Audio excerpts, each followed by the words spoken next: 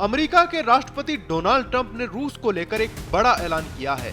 उन्होंने कहा कि अगर रूस और यूक्रेन के बीच अगले 50 दिनों में शांति समझौता नहीं होता है तो अमेरिका रूस से सामान खरीदने वाले देशों पर 100% सेकेंडरी टैरिफ यानी भारी शुल्क लगा देगा।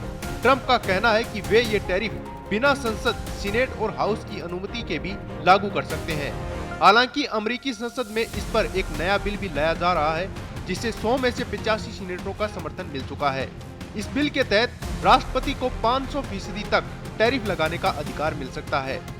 ट्रंप का यह बयान ऐसे समय में आया है जब उन्होंने यूक्रेन को नए और सोफिस्टिकेटेड हथियार देने की बात भी कही। इसमें पैट्रियट मिसाइलें शामिल होंगी जिन्हें यूक्रेन की एयर डिफेंस के लिए बेहद जरूरी माना जा रहा है।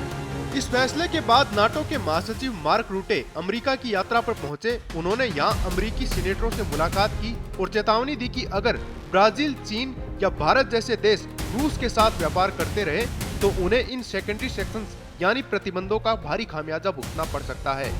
एक अमेरिकी अधिकारी ने समाचार एजेंसी रॉयटर्स को बताया कि ट्रंप 100% टैरिफ तो लगाएंगे ही, इसके साथ ही ऐसे देशों पर सेकेंडरी सेक्शंस भी लगाएंगे जो अभी भी रूस से तेल खरीद रहे हैं। इस पूरे घटनाक्रम के बाद रूस की प्रतिक्रिया भी सामने आई है। रूस के उप विदेश मंत्री सर्गेई ryabkov ने कहा कि रूस बातचीत के लिए तैयार है, लेकिन ट्रंप की ओर से दी जा रही डेडलाइन और धमकियों का कोई असर नहीं होगा। वहीं रूस के पूर्व राष्ट्रपति दिमित्री मेदवेदेव ने ट्रंप की धमकियों को नाटक करार देते हुए कहा कि ऐसे अल्टीमेटम से कुछ हासिल नहीं होने वाला। अब सवाल उठता है कि भारत और अन्य देशों पर इसका क्या असर पड़ेगा। इस वक्त रूस से सबसे ज्यादा कच्चा तेल चीन, भारत और तुर्की खरीदते हैं। अगर अमेरिका ने ये सेकेंडरी टैरिफ लागू कर दिए तो इन देशों की अर्थव्यवस्था प्रभावित हो सकती है।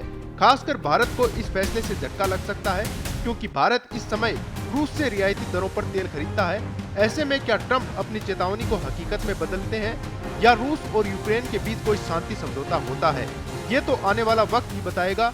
ताज़ा अपडेट के लिए जुड़े रहें पत्रिका के साथ। नमस्कार।